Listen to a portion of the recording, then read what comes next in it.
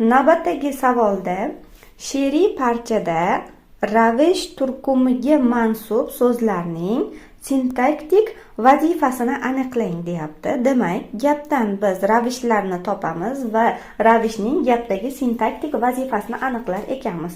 Dardim jim ichimga yutaymi endi, kechagi yoshligim ertakmi endi. So'rsang sevinchimdan o'kinchim ko'proq, kechagi yoshligim ertakmi endi.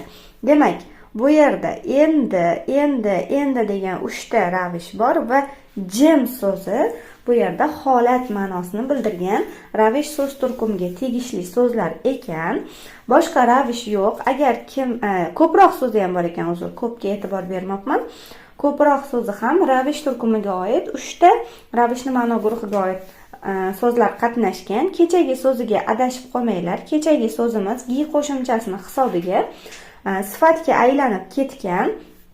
Demak, gapni tahlil qiladigan bo'lsak, she'rni avval inversiya hodisasidan chiqarishimiz kerak.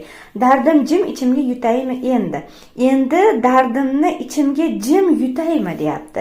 Xo'p, endi bu yerda qachon bo'lib hol vazifasida kelyapti. Jim qanday holatda yutaydi? Bu ham hol vazifasida kelyapti.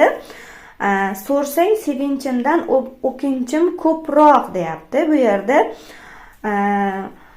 ko'proq so'zi gapda kesim vazifasida kelyapti ekan.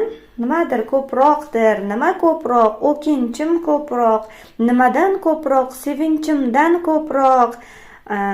Nima qilsang sen, so'rasang deb bu hozir qo'shma gap ma'nosi. So'rsang so'zi undan oldingi gapga tegishli. Shu sababli bu yerda hozir ko'proq so'zi gapda kesim vazifasida qo'llangan va to'g'ri javob bizda D bo'ladi.